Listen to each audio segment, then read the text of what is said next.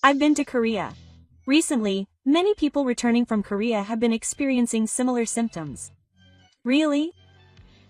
Hello, this is Moko. In Japan, we eat these foods as if they were a matter of course.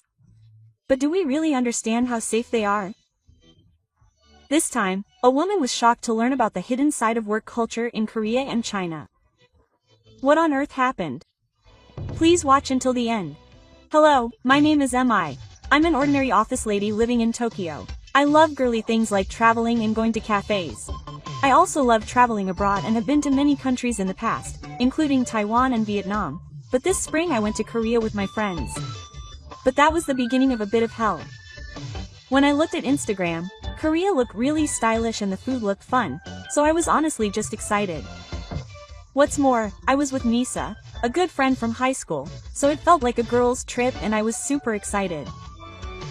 Ichi, the airport is huge. Mitsu, should I understand? Yeah, and the bibimbap at the airport too. I want to eat at the bibimbap at the airport too. I want to eat bibimbap at the airport too. This is the first thing you should do when you come to Korea. So, as soon as I arrived, I ordered bibimbap at a restaurant in the airport, but after a few hours, my stomach suddenly started rumbling and started hurting. I thought it was just fatigue from the flight, but by night, the pain was at its peak. Sorry, Misato, my stomach might be in bad shape. I'm going to go to the bathroom. Are you okay? Should I get some medicine? I'll ask the front desk. In the end, I ran to the hotel bathroom about 3 times that day and couldn't sleep at night. I never thought I would feel this way on the first day, and I was worried about why. I had a busy schedule the next day, so I forced myself to go sightseeing, but the street food stalls and the waffles at the Attic Cafe all looked delicious. Even though they looked delicious, I felt a little scared, and I thought to myself, there's no point in coming to Korea. Why is it that I'm the only one who's feeling so unwell? Why is that? Maybe the raw vegetables just don't agree with me. I eat a lot of kimchi. When I was told that, I kind of understood, but the bibimbap looked normal to begin with, and it didn't taste strange at all.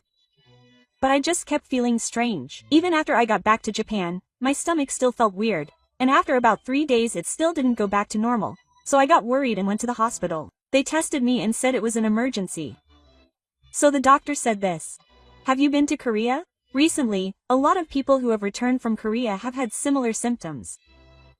Really? Well, I can't say for sure what the cause is, but it could be a problem with food hygiene or additives. Additives, hygiene. It kind of creeped me out. No one had said anything like that even though they'd been doing a special feature on Korea on TV, and on Instagram, all they were posting was about how great Korean food was, so I never even thought about it. After that, I got into the habit of doing a little research.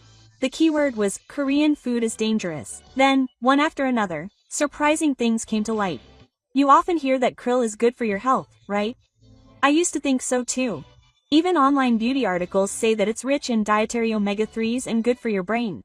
Recently, influencers have been recommending supplements. So when I found a product in Korea that said, krill oil, I was a little curious and picked up the package. But when I looked at the ingredients list on the back, I was shocked. Everything was in Hangul. Well, maybe it's obvious, but unlike in Japan, there's no English or Japanese. What's more, it said, origin, China.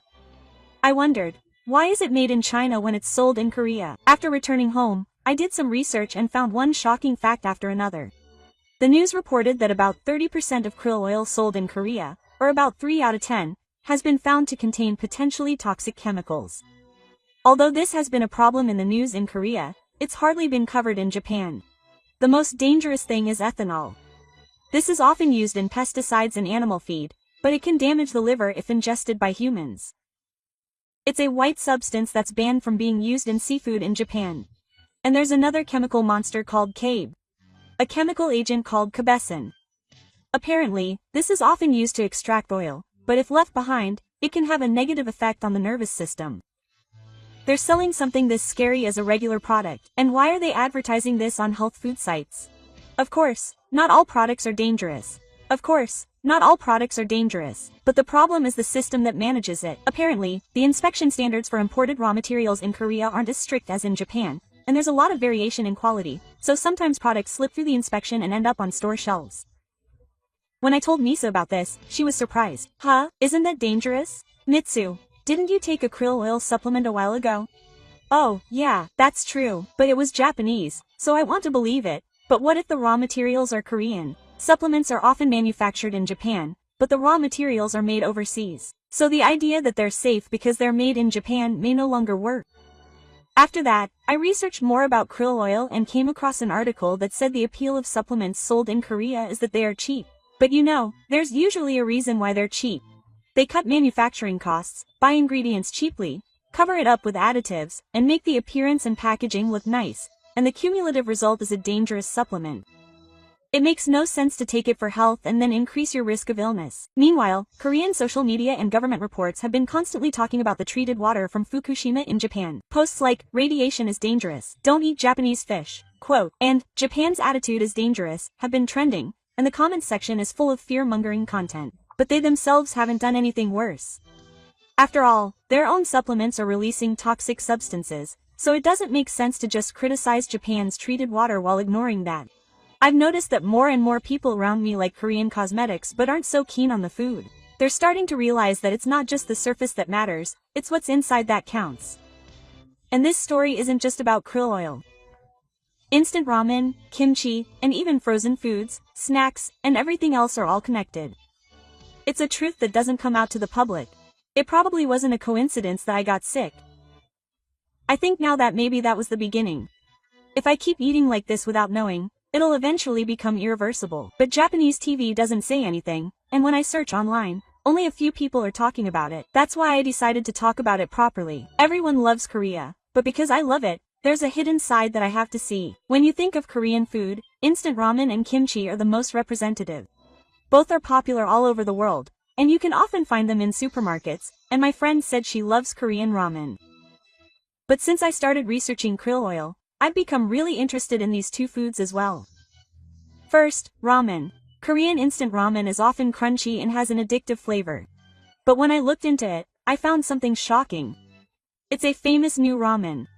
According to news in South Korea, a substance called fecal zopyre, which is said to be toxic, was detected in some products sold in a certain year. Wait, that's the kind that's sold normally, right? That ramen that you often see in convenience stores and supermarkets now. That ramen. Of course, the manufacturer later announced that it met safety standards, but the fact that it was detected doesn't change. Also, food standards in South Korea are often more lenient than in Japan. Another thing that bothered me was the manufacturing process of the noodles. Apparently, some products in South Korea still use an additive called bromosaltium, which is basically banned in Japan. It's suspected of being toxic, so it's strictly regulated overseas. When I told Misa about this, she was surprised. Wait, then maybe the cheese ramen I was into is also dangerous. Yeah, I don't think everything is dangerous, but not knowing is the scariest thing. And now, let's talk about kimchi. To be honest, I used to like kimchi. I would always eat it when I went to a yakiniku restaurant, and I would buy it at the supermarket at home. But I was quite shocked when I found out that it was actually made in China. By the way, did you know that more than 70% of kimchi sold in Korea is actually made in China? But after watching that video that went viral on the internet recently, I lost all desire to eat it. It was a video of a man pickling cabbage in a Chinese kimchi factory, not just without his clothes on, but with his shoes on. What's more, the floor of the workshop was covered in mud, the inside of the buckets were blackened, and there were foreign objects floating in them. To be honest, it was traumatic. This is the reality of the kimchi I've eaten. Of course, I don't think all Chinese kimchi is like that factory. But just the possibility of that happening scares me enough to stop buying it. In Korea, they say that if it's labeled as domestic kimchi, it's fine, but that's actually suspicious. There's a loophole where if the pickling process is done in Korea, it's considered domestic, so Chinese cabbage grown in China can be imported to Korea and sold as Korean. That's fraud.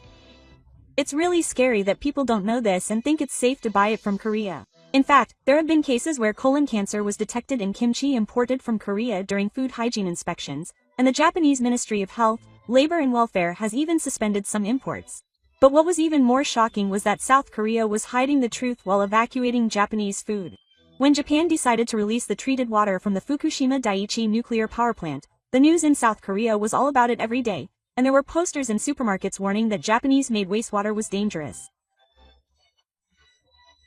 Misa and I couldn't help but look at each other. Doesn't that mean they're putting their own kimchi and ramen on the shelves? Yeah, it's kind of convenient, isn't it? Of course, radioactive materials are a sensitive issue and I understand that we should be careful, but I wish they would also focus on the safety of their own food. When I thought that maybe these foods were the reason I got sick in South Korea, everything just scared me.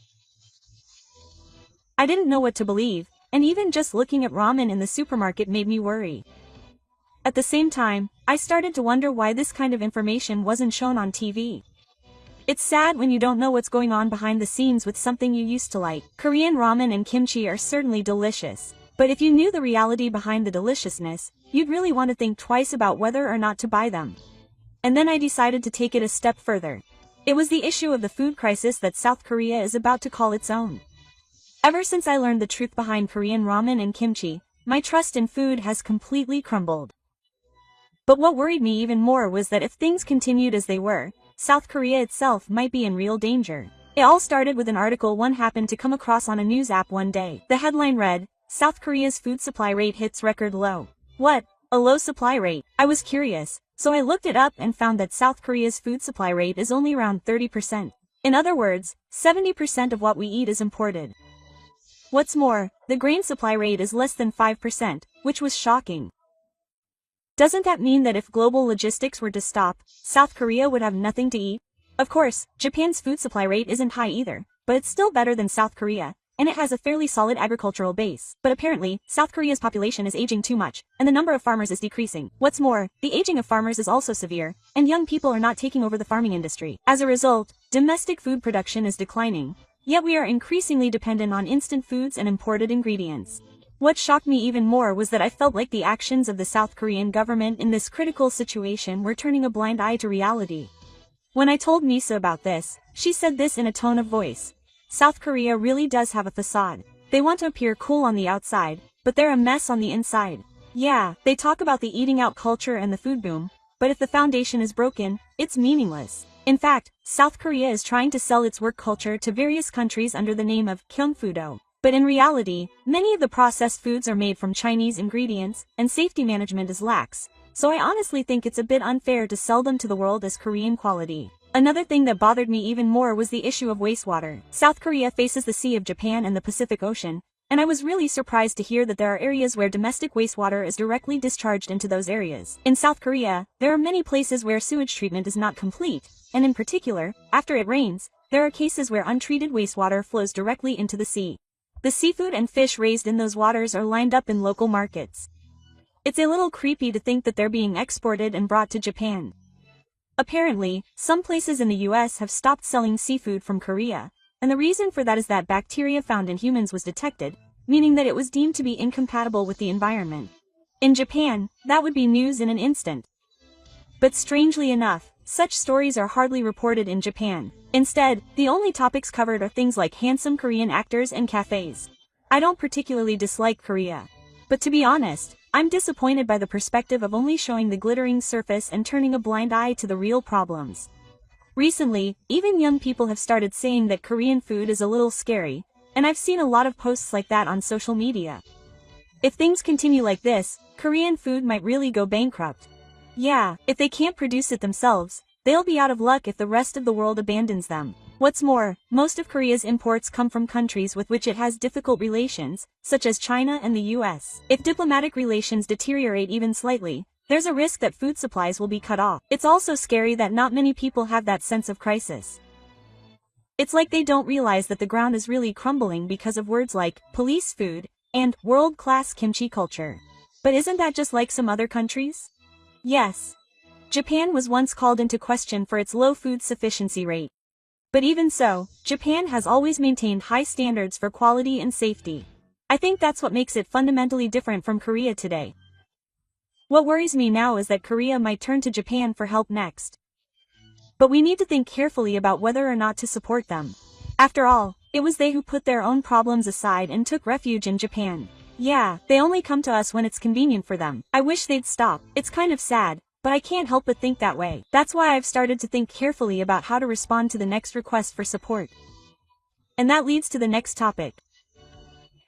As I researched the food situation in Korea, another question arose in my mind. Will Japan provide support to Korea? It's happened many times before. When Korea is in trouble, Japan lends a helping hand. But what happened after that was that instead of being thanked, Japan was told things like, it's okay for the perpetrators, they should have done more, and even criticized. Isn't that strange? The other day, when it came to the Fukushima treated water issue, I was really surprised when a South Korean politician said something like, Japan is the enemy of the world. After all, international organizations have repeatedly said that there are no scientific problems, and Japan has taken thorough safety measures, but they ignore that and criticize Japan based on emotional arguments. When I see things like that, I seriously wonder what we would do if South Korea really became food and asked Japan for help. Misa asked me the same thing. What would we do if South Korea were in a food shortage and asked for rice? Me? Yeah, considering what's happened so far, I probably wouldn't want to give it to them. After all, we've repaid their kindness. But at the same time, I feel like I can't ignore a request for help as a human being. That's just the way Japanese people are, and we've always lived with the spirit of helping people in need. But that doesn't mean I can't be used one-sidedly every time. In an article one saw online the other day, an expert said, gratitude should not be a prerequisite for support. Whether or not the other party is trustworthy should be the criterion for judgment.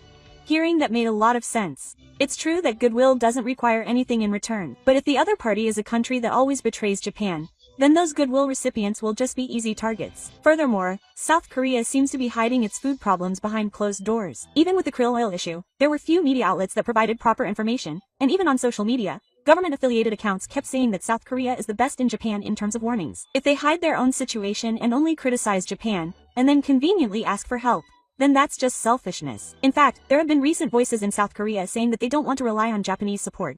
But the reality is that they are incredibly dependent on Japanese technology and agricultural products. They are using a lot of Japanese-made water treatment filters, fertilizers, and other things without even realizing it, but they don't want to admit it. And yet, politicians are always bad-mouthing Japan. The public also believes what commentators on TV say about Japanese ramen containing radiation, and posts on social media that they won't eat Japanese products because they are dangerous. It's no longer a level where we can call it a relationship of trust. So what should Japan do? Here's what I think. Rather than refusing support, I think we should set conditions. For example, if they can't make information open, stop making anti-Japanese remarks, or correct the labels on Japanese products, then we shouldn't provide support. Rather, we should take a firm stance against such countries. Also, Japan is always too kind, isn't it? I think they should say more. Yeah, indulging someone just because you like them doesn't help them either. I do like Korean culture, food, and music in some ways. But I've learned from this incident that we shouldn't just look at them that way. And I think now is the time for Japan to make the right decision rather than being soft-spoken. Food is a matter that directly affects life and death. We can't provide unconditional support to a country that lies and covers up things. That's why I think this. When South Korea really asks for help, Japan doesn't judge based on its heart, but on trust. It has to judge based on trust, not its heart. After returning from my trip to South Korea, I was filled with a jumble of emotions. I had doubts about the food, conflicting feelings about the country, and conflict over whether or not to support them. But at the root of all of this, I think the root of it all was the word trust. I've always thought that. It's easy to accept something just because you like it. But trust is much more difficult and fragile, and it takes time to rebuild. I've always had a kind of admiration for South Korea. The cute cafes, the beautiful cities, the stylish people, they were all attractive. But when I learned what was going on behind the scenes, I felt like, rather than being strict, I just wanted them to tell me. I get it. I wonder why they don't just tell me honestly. Yeah, it's nothing to be ashamed of when they say they're not perfect. Rather, I trust countries that properly disclose their problems and try to improve them more. South Korea doesn't do that, but instead criticizes Japan and asks for support when they're in trouble. I don't think that's friendship. Japan is quick to talk about improving relations and thinking about the future, but I think the future can only be realized on the basis of trust. Conversely, if there is trust, no matter what happened in the past, we can surely overcome it. This time, through the reality of working in Korea, I learned that there is a huge contradiction there. They shout that Fukushima's water is dangerous, while hiding the fact that their own food contains harmful substances. They tell us not to eat Japanese fish, while eating fish that have been banned overseas normally in Korea. How can we trust such a country when it asks for help? But on the other hand, I think this. We should not give up on trying to realize trust. Trust doesn't have to be perfect, it just depends on whether or not we have the will to face it properly. That alone makes a big difference, whether or not Japan will support Korea. I don't think that should be decided by national sentiment. But I think the desire to respond to honesty is very important. So if Korea really wants to change from now on, Japan should also face that effort. But if they don't change and just ask for support with words, then Japan should say that they are just using their brains. Helping others can't be done with kindness alone. Without trust, kindness will just be used. By putting into words what I felt and learned, I felt like the confusion inside me had cleared up a little bit. You've changed, haven't you? You've become more thoughtful, or maybe I should say more. Maybe not. But there's no doubt that something has changed inside me. I've learned to stop judging things based on superficial things like cuteness or fashion. And most of all, I've started to think again about what trust is. I may visit Korea again in the future. But when that happens, I want to be someone who doesn't just do the right thing, but who tries to see the real picture. I also want Japan to become a country where people don't just go with the flow, but choose carefully. A country where people can identify trustworthy people and take the necessary action when necessary. That's what true kindness is, I think. What did you think? Trust is something that is given and received, and it can be lost if you are betrayed. Now that we know the reality of employment in Korea, it may be time for each and every one of us in Japan to think about how we should deal with it. Please let me know your thoughts and opinions in the comments. Thank you for watching until the end. See you in the next video. Are you okay? What did I eat that was bad? Maybe it was the shrimp or crab from yesterday. It smelled weird. Just kidding. I'm fine. Hello. This is Miko. There are endless voices of concern about eating in groups when traveling to Korea or using Chinese products. A Japanese woman's experience with the food situation in Korea and the truth are revealed. What was revealed was a reality that was more serious than expected. This is a record of silent accusations that we need to know about now, when food safety is being shaken. Please watch until the end. I'm Sadako, an ordinary office worker working in Tokyo. I love to eat, and on my days off I enjoy going to cafes and eating out. But recently, there's something that's been on my mind. It's about Korean food. It all started when a friend invited me to go on a trip to Korea. My sister said, "You have a long weekend next month, right? Do you want to go to Korea with me? I hear it's a great deal because the yen is weak right now." Korea, huh? I'd like to go, but I'm a little worried. Like the food. What's that? Prejudice. Korean cuisine is incredibly popular right now. It's even trending on Instagram. That's true. Samgyeopsal, cheese dakgalbi, instant ramen, they all look delicious on social media and are popular among young people. But to be honest, I was a little scared. In fact, a senior colleague of mine went to Korea before and ended up in bed with an upset stomach the day after he returned. That's been bothering me ever since. But in the end, I got pushed ahead and bought a ticket. I figured if I was going to go, I might as well have fun. It felt like a little adventure. But the first feeling of discomfort came over me right after I arrived in Korea. Incheon airport was cleaner than I expected. I was honestly amazed. But as I was riding in a taxi to downtown Seoul, I noticed garbage bags piled up strangely on the side of the road and white foam floating along the river. Isn't that river murky? Huh? Oh, I've heard that the water in Masu is worse than in Japan, but it's probably fine. But I had a bad feeling about it. The seafood hot pot I ate right after arriving had a slightly fishy smell and felt strange, like it was stuck in my throat. I thought it was just my imagination, but the next day I had a stomachache. I was holed up in the hotel bathroom late at night. I was nauseous and my body was on edge. It was the worst. Could this be okay on the first day? What did I eat that was bad for me? Maybe it was the shrimp or the people from yesterday. It smelled weird. No way. I don't feel anything. Maybe it's just my physical condition. But it still bothered me. I had a feeling I wasn't the only one who was overly sensitive. The next day, I was searching on the hotel's Wi-Fi and found some surprising information. Kidnapping substances detected in over 30% of Korean krill oil. I thought it was krill oil, but when I looked it up, it turns out it's an oil extracted from cornstarch and is popular as a health supplement. It's also been getting a lot of attention in Japan recently. And yet, it says that some of the krill oil sold in Korea has been found to contain potentially toxic substances such as ethanol. Oh no! Could this be circulating in Japan too? I thought so and did some more research, and I found that some supplements sold in Japan also say they contain Korean ingredients. This is something I can't ignore. And then I noticed something interesting. South Korea has been heavily criticizing Japan's release of treated water from Fukushima recently.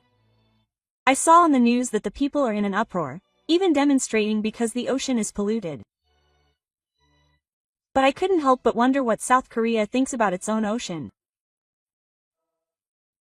I checked the local news app, and there are rumors among South Korean fishermen that offshore fishing grounds are polluted. Edo nights and Cape San are things that shouldn't be eaten by people, but the reality is that they are being sold normally. Before talking about Fukushima, shouldn't they be taking a closer look at the safety of their own food? I want to say it, but I'm afraid I'll get into trouble if I say it on SNS, so I have to say it in my mind. But I couldn't ignore this sense of incongruity. A few days later, we had the opportunity to try some kimchi at the market, and what an old lady said to me there was shocking. Quote, "I bring Chinese cabbage from China. Korean cabbage is expensive." I thought, what? In other words, the ingredients for the kimchi sold in South Korea are Chinese, and the households that process it don't even know what's going on. I remember a video of Chinese cabbage being pickled in a river that was filmed in China a few years ago and became a hot topic. It was footage of Chinese cabbage being dipped into murky water and simply pushed down. I think many people lost their appetite after seeing that. I never imagined it would actually happen right in front of me. I feel like I've changed from just a food lover to someone who cares about restaurant safety. I realized that the things I'd been avoiding and not thinking about were actually really important issues. Let's go on another trip when we get back. How about Taiwan next time? Yeah. Wait a minute. Next time, let's do more research on food safety. I think I've changed in some way. When I got back, I still had some doubts. I tried to convince myself that my stomachache was just bad luck or that I wasn't feeling well, but I still couldn't shake the feeling that something was wrong. So I decided to look into it properly. About that krill oil thing. To begin with, krill oil is a type of plankton that looks like small shrimp. They are often found in cold seas such as Antarctica, but recently they have been used in supplements under the name krill oil, as they are said to be rich in omega-3 and good for health. However, I couldn't ignore the news that krill oil and ethanol were detected in more than 30% of krill oil products sold in Korea. Krill oil is a chemical substance originally used for pesticides and preservation of materials. In Japan, its use as a food additive is prohibited. Furthermore, it has been pointed out that it may be toxic. I wondered how it could be mixed in with supplements that are said to be good for health. An article about Korea that I found online also stated the following. There are many products whose ingredient labels are ambiguous and whose manufacturing cannot be identified. The quality may be different between exports and domestic sales. What does that mean? In other words, it is possible that products sold in Korea are distributed under poor management. I was shocked, but somehow it made sense. Because I felt like it all connected to the things I saw during that trip, such as the unclean kitchens in the markets, the raw materials left on the streets, and the food with an unusually strong smell. Also, interestingly or strangely, the Korean media makes a huge fuss when it comes to the release of treated water from Japan's Fukushima Daiichi nuclear power plant. They say that the fish will be contaminated and that it will threaten the health of the people. Even politicians appear on TV and raise their voices. But is it really okay for a country like Korea to be so careless about the safety of its own food? I told my friends about this. Wow, that's scary. Is that being said in Japan too? Probably. Most cheap breast supplements say, Korean government quantity. You can't tell unless you look at the back of the product. Well, it can't be helped. I take a lot of supplements, but I never paid attention to it. I used to be the same way. But you should definitely check the country of manufacture and the source of the ingredients. As I tell people about this, I'm gradually becoming more convinced. That feeling of unwell during my trip to Korea wasn't just a coincidence. A few days later, I was a little curious, so I searched Amazon for Korean krill oil. There were quite a few results. And the reviews were all over the place. Some people said it seemed effective, while others said it gave them diarrhea. But what they all have in common is that it's hard to tell where it's made. The packaging only says, country of origin, Korea. There's no name of the manufacturing plant. The contact information is also vague. Isn't that scary? I thought to myself, I could be taking something dangerous without even realizing it. It's especially unbelievable that a supplement you buy because you think it's good for your health might actually be poisonous. What's more, the response from the South Korean government has been pretty sloppy. When the news first broke that an ophthalmic substance had been found, the authorities apparently commented that it wouldn't affect healthy people. That sounds like a phrase I've heard somewhere before. But is that enough to make you feel safe?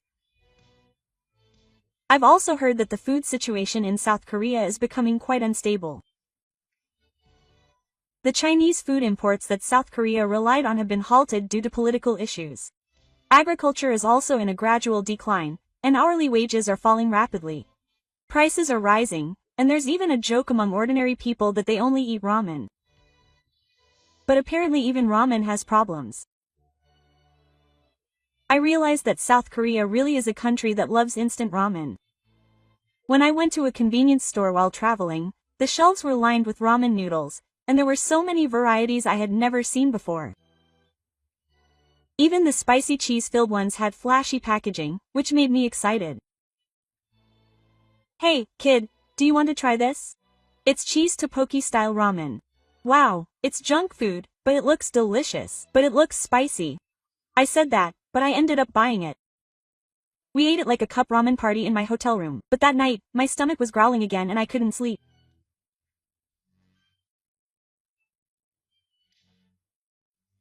On the first day, I thought it was the ramen, but when it happened repeatedly, I started to suspect that it wasn't my stomach or intestines that were the problem, but rather that it was my incompatibility with Korean food. After reporting my illness, I got a little scared and looked into Korean ramen. And then I found out. I was shocked. According to an investigation by a Korean food safety agency, some instant ramen had been found to contain flammable substances exceeding the standard level. In particular, there was something called renzopyrene. It's a kidnapping substance produced by the smoke from burning petroleum, and it's not supposed to be used in food. But it was found in the dried soup and the oil used to fry the noodles. Oh, seriously? It's bad for your health, regardless of whether it's spicy or not. Digging deeper, while ramen is a national staple in Korea, it seems that manufacturing standards are lax and regulations on additives are lax. In particular, there are stories that products for domestic distribution are managed on a separate line from those for overseas exports. In other words, even if the products look the same, the quality of the contents may be different. Korean ramen exported to Japan is checked, so it may be better, but in Korea, it seems that making it cheap is prioritized. If you worry about it that much, you won't be able to eat anything anymore. My friend told me that, but I didn't think so. After all, there's a big difference between choosing something with knowledge and continuing to eat it without knowledge. I've also seen news recently that more and more young people in Korea are eating nothing but ramen. With high prices, it's become difficult to eat out or cook at home, so they end up relying on convenience store food and instant ramen. But as a result, more and more people are complaining of malnutrition and gastrointestinal problems. That's exactly the trap of cheap food. The Korean government is apparently aware of this situation, but it doesn't seem to be making much progress on concrete measures. Rather, it feels like they are trying to divert the public's attention to other issues, such as the Fukushima treated water. I couldn't help but mutter to myself, how can they criticize Japan when their own food safety is so terrible? But then again, maybe you can only understand this kind of feeling if you've been there. During my trip, there was a Japanese food section in a local supermarket that looked incredibly luxurious. It's clear that Japan equals safe quality as a brand image, but on the surface, politicians are making statements that seem to favor Japan. Before you start talking about treated water, you should reconsider your ramen. I can't tell anyone right now because I'm afraid I'll get into trouble if I say this, but there's just so much contradictory information that I don't know what to believe anymore. But there's one thing I definitely think. It's not strange at all for us Japanese people to feel a little uneasy about Korean food. It's not prejudice, there's actual data and experience behind it. It made me realize once again that Japan is truly a safe country. They have proper food management and a solid inspection system. So I think the feeling of feeling unwell and uneasy that I experienced while traveling in Korea was actually a normal feeling. I decided to live my life with a greater awareness of food safety from now on. But you know, the surprises were yet to come. Next up, the truth about kimchi. That footage I've seen on TV. I never thought I'd find out about it in real life. When you think of Korea, you think of kimchi, right? Even though I don't like spicy food. I wondered if authentic kimchi was different, so I tried various things there. When I went to a famous market in Seoul, I was drawn to a kimchi stall and asked the Japanese people to try it. I just made this today. When they said that, I couldn't help but take a bite. Yeah. It was certainly crunchy and tasty. But I don't know. Something felt off. It had a slightly earthy aftertaste, and the core of the vegetable had a strange bitter taste. So I asked them right there. Is this cabbage Korean? It's fine if it's imported from China. I washed it. What did you just say? I never imagined that the authentic kimchi they served me was made with Chinese cabbage. It was kind of shocking. I looked it up and it turns out that a lot of the cabbage in Korea is imported from China. Especially Chinese cabbage. Apparently, the cost of Chinese cabbage in Korea is high due to the climate and land, so more and more companies are using Chinese cabbage because it's cheaper and they can secure a large quantity. But the way that Chinese cabbage is processed is becoming a problem. I remember a video of pickling cabbage in a river that went viral on SNS a few years ago. I can picture a video of untrained men pushing hundreds of cabbages by hand into a murky river. Oil, waste, foam. It was really creepy to think that food was being picked there. When I thought about the fact that that cabbage was actually coming to Korea, I got scared. And to think that it was being processed into Korean cabbage and then exported back to Japan is really bad. I can't laugh at that video anymore. I told my friends about it. What? That video was for real? I thought it would come out. It was also a problem in the Korean media. It gave them a bad image. But it's not the image, it's the reality that's bad. In fact, data showed that in 2021, approximately 34% of Korean kimchi manufacturers used Chinese cabbage. Furthermore, the labeling requirements are vague, and there are cases where the origin is falsified. Even in Korea, there are quite a few consumers who have bought kimchi believing it to be Korean, only to find out that it was actually Chinese. But still, cheapness wins out. with the Korean economy struggling. This is what happens when restaurants and businesses try to cut costs. What's even more shocking is that the Korean government doesn't regulate it properly. Hygiene standards are lax, and inspections are only random. And even if they are found guilty, the fines are so low that the businesses don't feel any pain. This is all at the expense of the consumers. Of course, not all of them are like that. There are craftsmen who carefully use Korean vegetables and carefully prepare their kimchi. However, such genuine kimchi costs more than the compensation, and some ordinary people say that it is too expensive to buy. In the end, ordinary people have no choice but to rely on cheap but dangerous food. But who is to blame? The consumers, the businesses, or the politicians? This has all gone around in circles.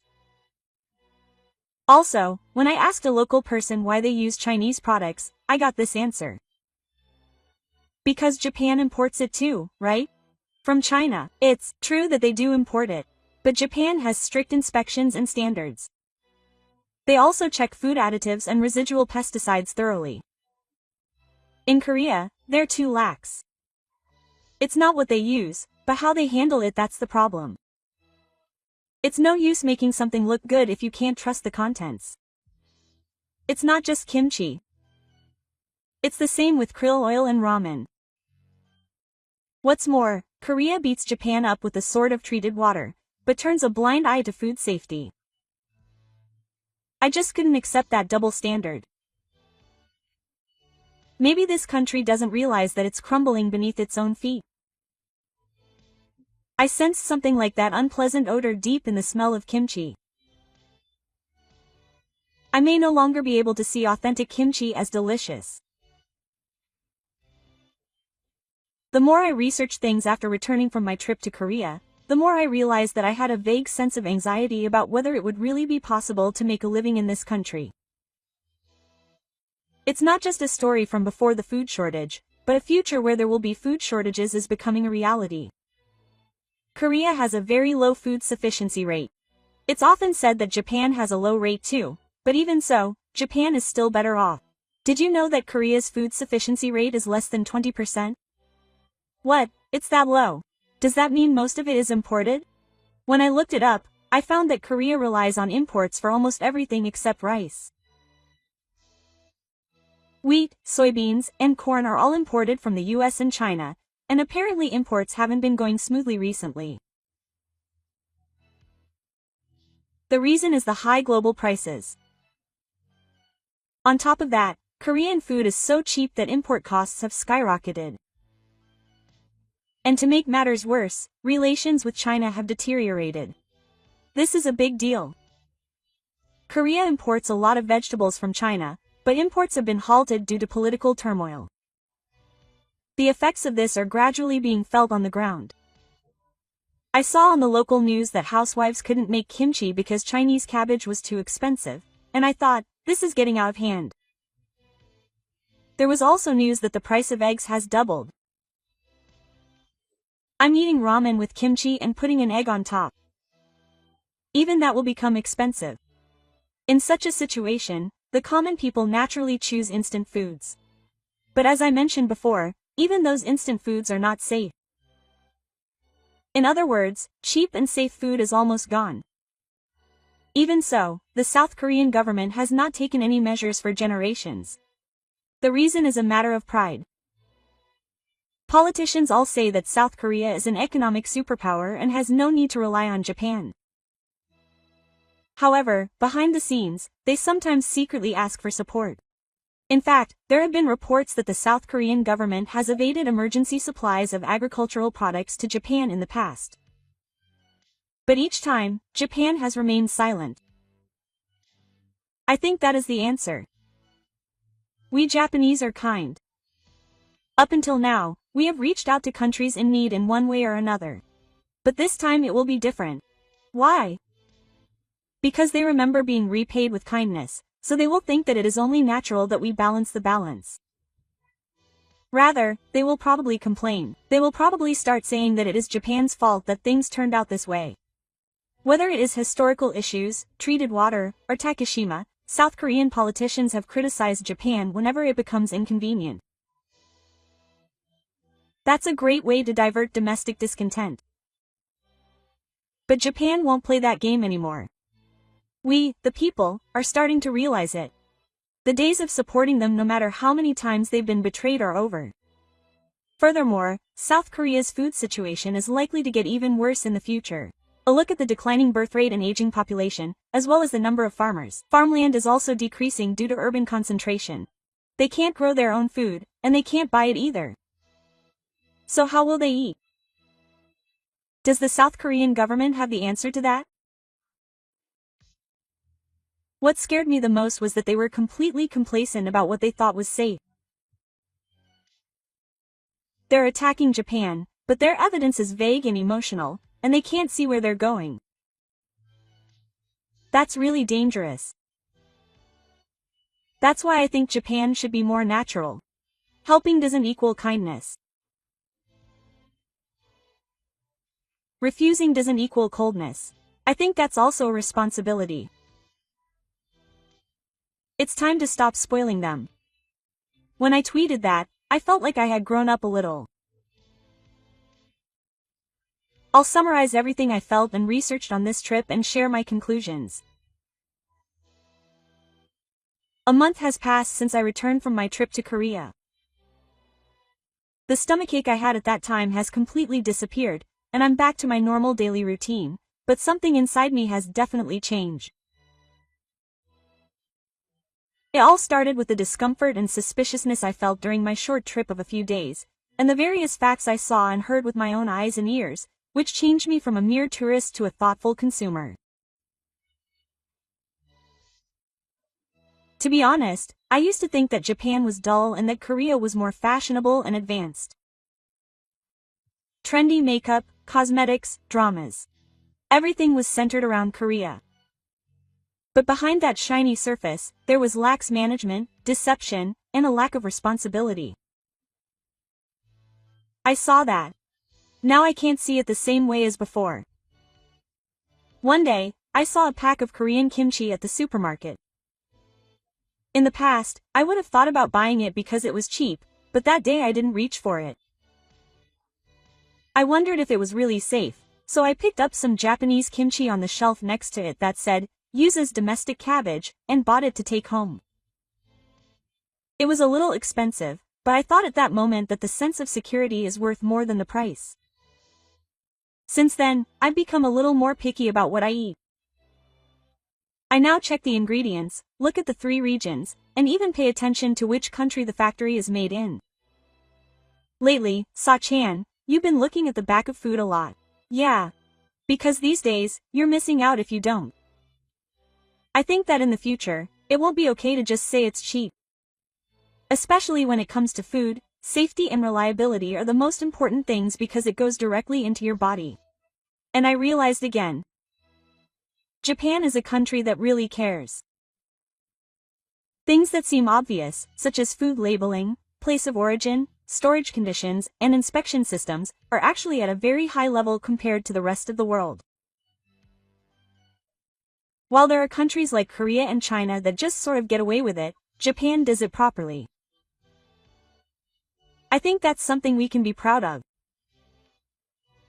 That's why I'm no longer swayed by the recent comments that I often hear, such as, Japan is finished, or, Korea is more advanced. I've seen it with my own eyes and felt it with my own body. That's the most important fact.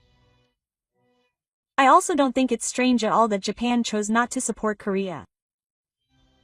After all, we've helped them many times before, and all they've come back to us with is criticism and insults, not gratitude.